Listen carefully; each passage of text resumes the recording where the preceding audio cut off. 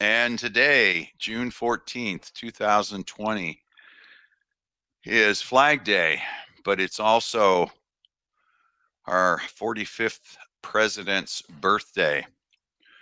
So we want to wish President Trump a happy birthday, as I'm sure everyone's been thinking about this all day long. I have been.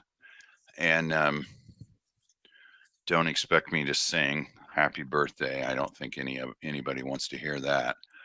However, we might be able to talk Lady J into it later. We never know about that. Um, Lady Justice, you want to come in and say hello to everybody? Good evening, and don't hold your breath for me singing. Well, they don't want to. I know they don't want to hear me singing. So You can probably hear my dog singing in the background if that's good enough. Yeah, that'll be good enough. Did Trump do anything today? I haven't even been watching. Do you know? Did he go anywhere? Play golf, maybe? I honestly do not know. I did take the day off of social media for the most part today, just to be surprised if anything big happened, because I didn't expect anything big happening today would be great news. So I figured I could catch up on it after our live. I wanted to be able to focus on our topics tonight instead of getting sidetracked with other things that happened throughout the day. Right. Okay. Yeah. Well, I didn't pay any attention either, so I don't know. I don't know what the festivities were. I did see a comment in the chat here that that there are requests for from 800,000 people for the rally in Oklahoma, and that is amazing. I love that. Yeah, I think Brad Parscale. I don't forget he's got something to do with the campaign. He's his IT guy. But anyway, yeah, I saw Parscale put that on Twitter today. I think they had 800,000. That's pretty impressive. Yeah, that's good. I will take that back. I see Donnie in the chat here. She's posting about the boat parade. There were boat parades all over the country, from what I understand. And we have a good friend who just came into the chat. I see Truth Bomb, who participated in a Trump boat parade today. So I did see pictures from him, and it was pretty exciting. Pretty cool. I hope they observe social distancing, right? Well, sure. They were social. From some pictures I saw, they were definitely being social, and some needed to keep their distance. Okay. All right. Good enough on that one. Yeah. All right. Well, and Flag Day too. Now, is Flag Day always June 14th? I wasn't aware of that. If you know. I don't know. I thought Flag Day was always yeah. I mean, I seem to remember when I was growing up, Flag Day being during the school year for some reason. Okay. But that's just me. Well, the reason I say that is because obviously today's Trump's birthday, and it's also Flag Day, and I didn't remember that being the case, in the last 2 or 3 years when his birthday came along. So that's why I asked the question. Right. No, I really do remember Flag Day being because you would make your flags during the school year. I remember for me being during the school year, but I'm old, so I could be remembering completely incorrectly. Oh boy, you're old. Yeah, okay. That's scary to hear you say that. Okay. Well, I feel old. All right. Well, all right. Now, before we get started, we're going to talk about some of these, obviously, these things that will be related to what we're going to put up right now, but this is mask related. I have, I don't know if any of you know who Ben Garrison is, but he does the cartoons. And his latest cartoon is about masks. And I found that the other day So I have several copies. As a matter of fact, I've got 10 printouts of this. And I also have printed out a thing called cognitive dissonance, which goes through the explanation. Sometimes people hold a core belief that is very strong. When they are presented with evidence that works against that belief, the new evidence cannot be accepted. And it goes on. So anyway, I'm going to hand these out to people that I see on the street. So I would just encourage everybody else to maybe do something different, at least. If nothing else, send them out in an email and put that attachment there to certain people that you think need to get that message. It's pretty interesting. I live in fear. I believe CNN. I will snitch on you. I believe in Agenda 21. I want safety, not freedom. I want medical tyranny. That one I can't read. I love Bill Gates. I do what I'm told. I want mandatory vaccinations. The new normal, and I can't read those other two. So anyway, that's sort of our lighthearted moment for the evening. And let's move right into the next subject, which is to you, Lady Justice. Okay, well, I want to let everyone know just for precautions, because I was talking to our technical advisor about this before we started. It is incredibly windy here. I'm not sure if we're having some sort of crazy windstorm or what, but I am having some problems with, more than usual, having problems with my connection and my Wi-Fi. So I just want to make sure, as we're going over this information, and there will be some information flashing on the screen. There may be a delay for the information that I'm talking about, so just keep that in mind when we're going over this. I am trying to watch the screen on a separate device, and I'm having a connection issue, so I'm not able to do that, but I'm trying to reboot that. So I wanted to talk about some information that I had come across, as I'm not sure if how much information we actually had shared or discussed on our lives over the course of the last couple of months. But when we started with this whole coronavirus debacle and we had our shutdown, I believe it was March 13th, my daughter had also become ill. Not with coronavirus. She was actually tested at like 5 times and had a negative result every time. But we had a heck of a time getting any physicians to see her, to see her in person. And we had to go through this telehealth circle or circus, if you really want to know my opinion on it. Nightmare. Where she, yes, it's a nightmare.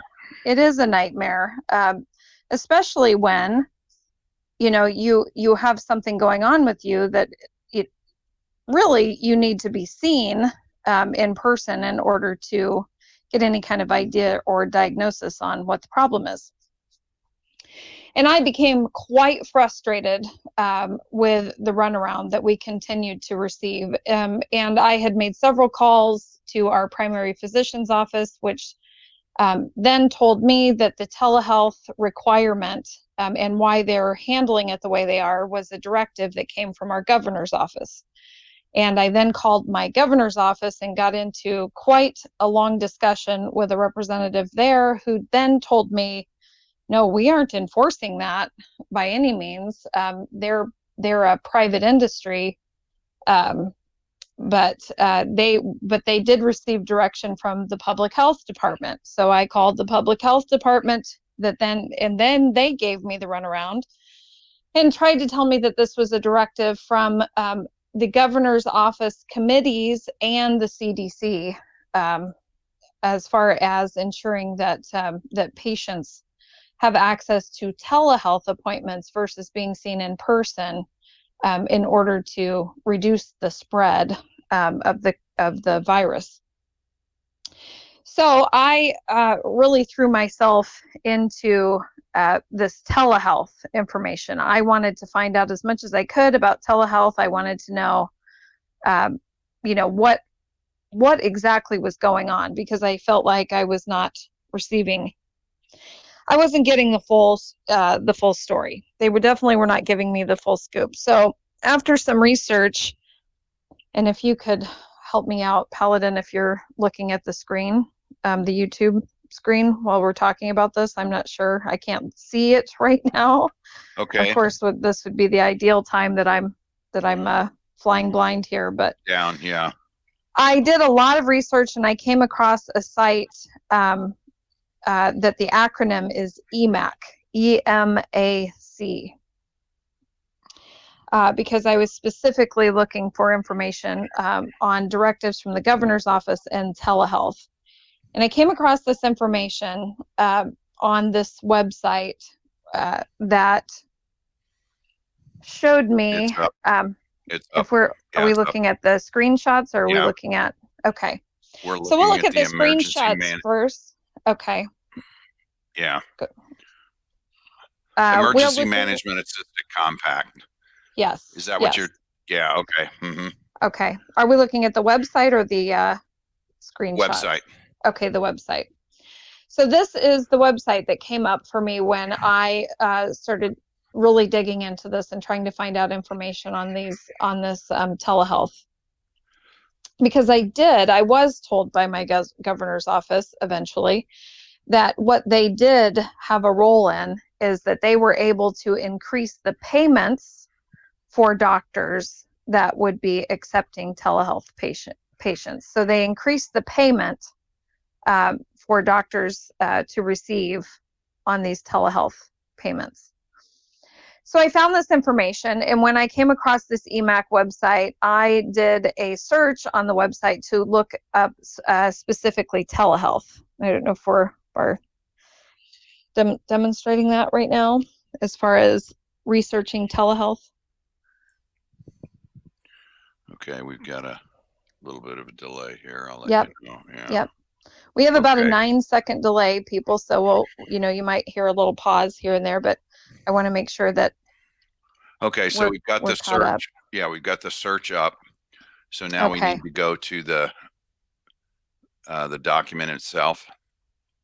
If you scroll down, it will show the document itself, and it will show an upload date or created date, which is November 30th.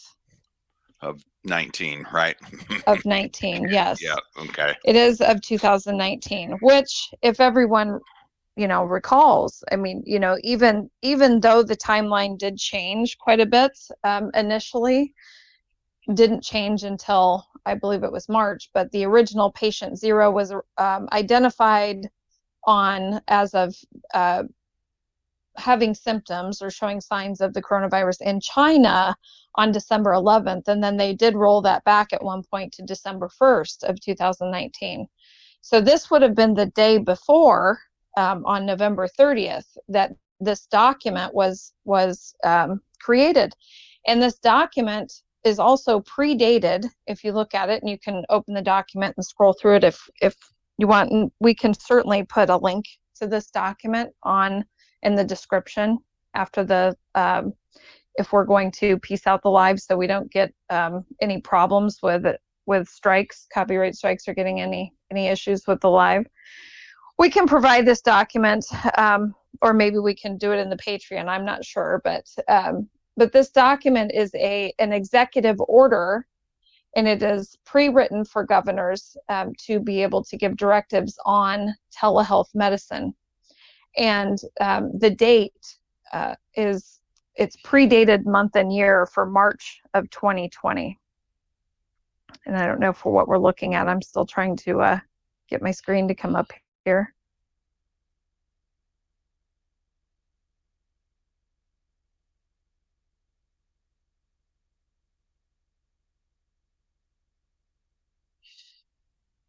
Are we there?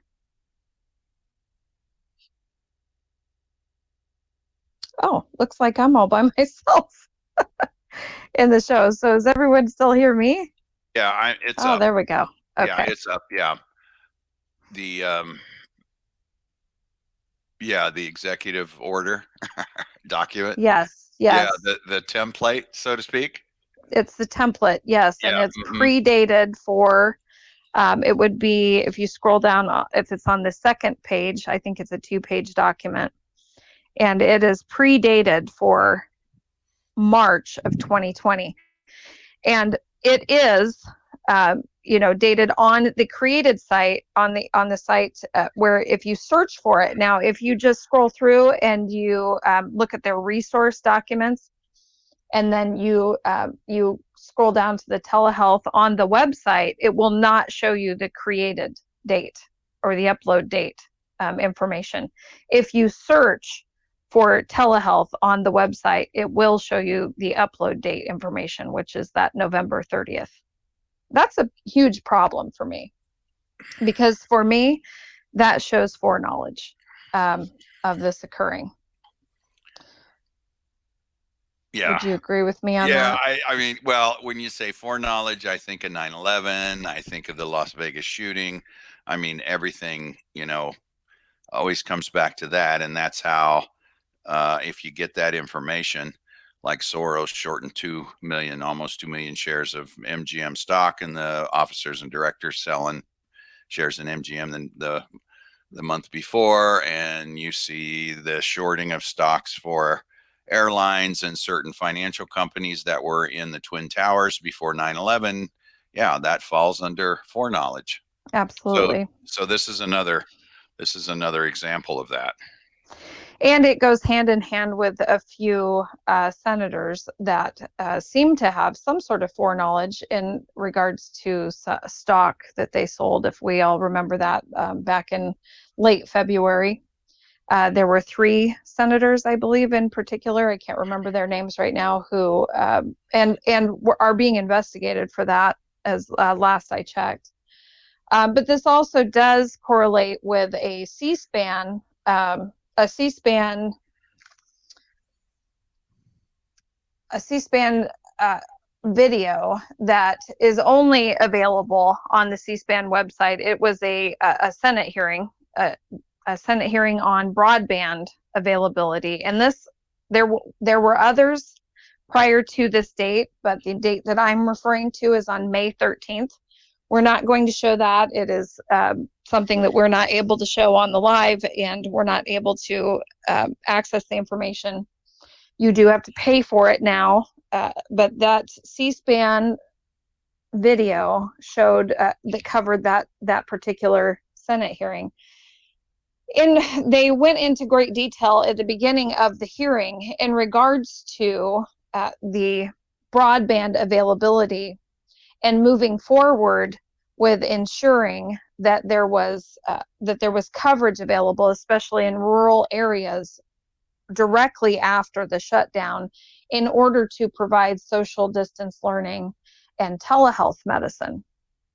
And the only place that outside of C-SPAN that I've seen that covered is on a YouTube channel called, I believe it's Just the News. But Just the News actually cut out that first 30 minutes of the hearing, to where you're not getting the details about how they did go out right away, despite the shutdown, and started installing equipment outside of schools and throughout urban, suburban, and rural areas, to ensure that all residents had access to social distance learning and telehealth.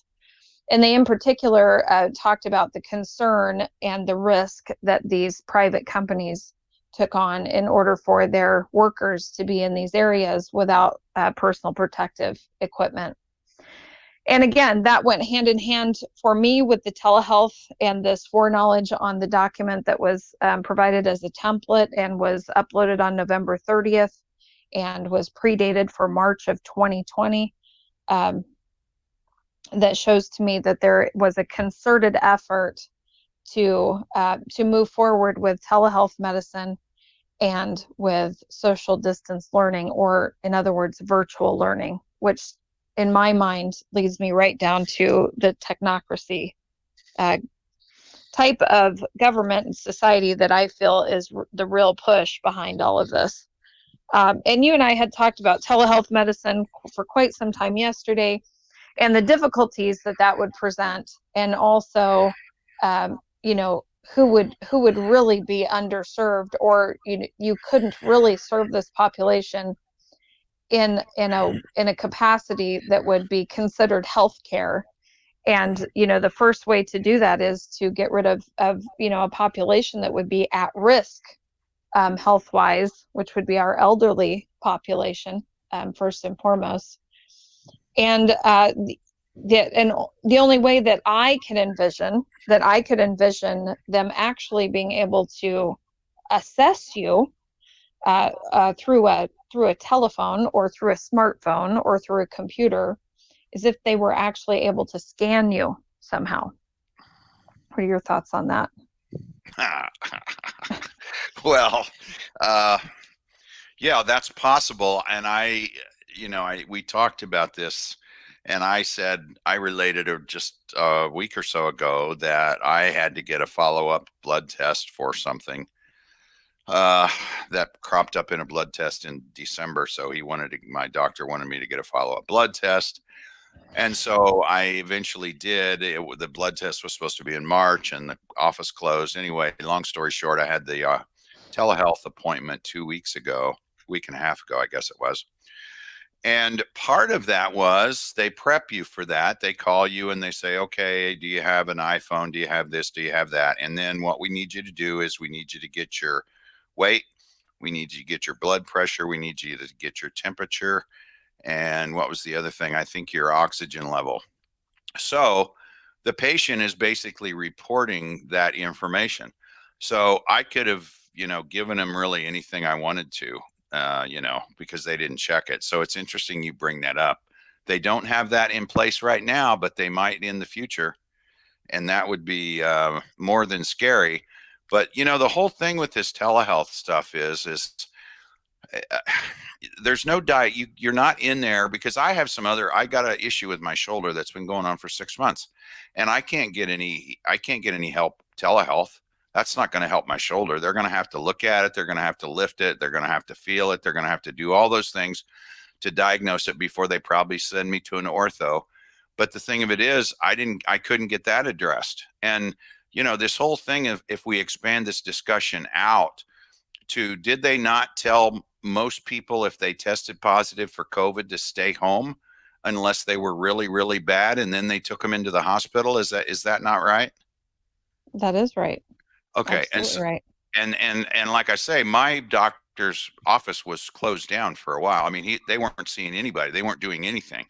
So this whole thing, part of this, and this is always, they kill 100 birds with one stone whenever they do this stuff, is there has got to be some serious health issues for the elderly that need to be going in to see a doctor to get diagnosed, to get follow-up treatment, and to get treated for various things that are going on. Because I mean, I know my father, he's 90, and he's got 4 or 5 things going on.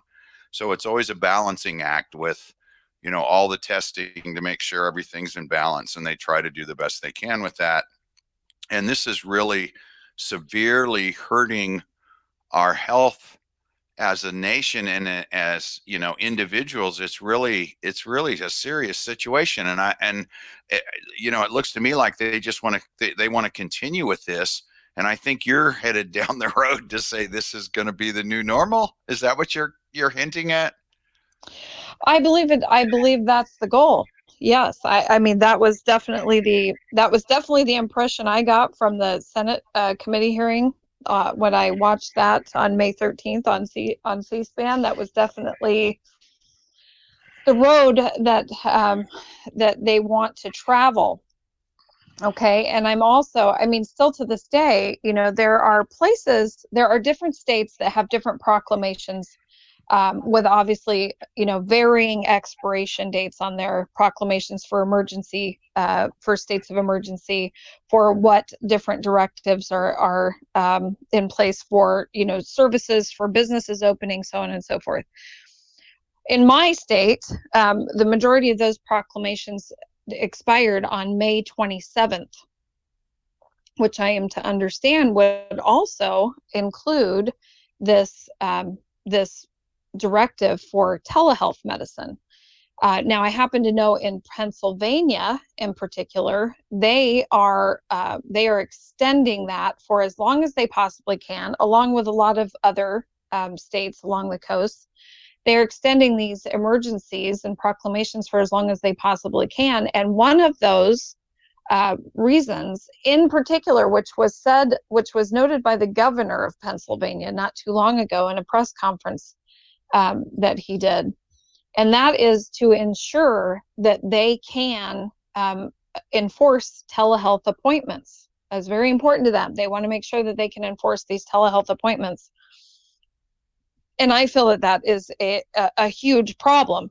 However, even though we have not had that proclamation since May 27th, my daughter, who is still battling a health issue and is to see a lung specialist, and she's not elderly by any means. She's in her very early 20s, and she is needing to see a lung specialist. Well, she also has allergies, pretty severe allergies at times.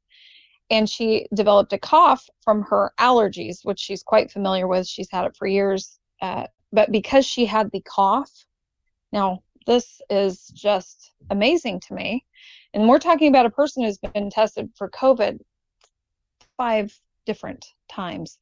So she developed a cough. And because she had a cough, they wouldn't see her for the lung appointment, which involves her having to do a breathing test and, x-rays and so on and so forth. They have to see her in person for this, but they wouldn't do it because she had a cough. Now, so the answer is, okay, well, if you want us to see you, you have to go and get tested for COVID. Well, not only do you have to go and get tested for COVID again, you have to get tested twice. And you have to test negative twice in order to be seen with a cough. How does that work exactly? Do you go and get tested one day, and then do you go and get tested the second day, and then you have to wait because it's a lung specialist? You can't get in right away. So then do you have to wait for that time frame to get that appointment with that lung specialist? Say it's 5 days later. Do you then have to go get tested again in order to even see the lung specialist because you've gone 5 days without being tested? How ridiculous does this really go? Well, it is really ridiculous, and I think someone in the chat has brought up something that I was going to say, and this is this would be a good jumping off point to get to holistic health. Would you agree? I do agree. I absolutely do agree with that. Now, I do want to touch on, things like that maybe towards the end of the show here and talk about where, this leads me to the end game here, the end goal, not for the bad guys, for the good guys, and what all that means. So, but yes, absolutely. It could mean holistic health. I will tell you though, my daughter has been off of work because of this. I mean, she's been on medical leave for over 2 months now because of the fact that she's had these health issues, and they continue to, to point at this possibly being COVID, right? I mean, she's been off work. She's been very conservative with her money. We've had some difficulties with the unemployment. She's definitely not made of money. Okay. And so when you're talking about holistic health and your limitations on health insurance, that's a problem also. I mean, there are obstacles here in just transitioning to that type of healthcare. Now, we have pursued different avenues, as far as essential oils and other herbs and sources, vitamin sources, CBD oil, and that's actually helped her tremendously. But she is still having an issue. There is still an issue that we need to identify. And we did actually get to the point where she saw a doctor, and they have identified it's an issue when she's breathing out with her lungs versus when she's breathing in. So we really do need to identify the problem. But we have to take that into consideration as a society. There are a lot of people that wouldn't have the means to be able to pay for holistic health initially, when we're envisioning that transition. Yeah, So, that is that can be an obstacle. yeah, that is part of the what I want to say. That's part of the model that we're going to have to deal with, because a lot of the insurance won't cover that. So Yes. we're going to have to make some sort of a conversion there. But I think that this is actually opening the door for people to go actually to look for alternative help in this regard as far as your health goes. And like I've said for years and years, this is, the healthcare industry is really not healthcare. It's actually, the pharmaceutical companies that are running the healthcare, not the doctors. Oh, absolutely. I think we saw that clearly with the hydrochloroquine debacle, Yeah. And we're going to get to that. So, okay, I'll tell you what, let's go to Mr. Floyd.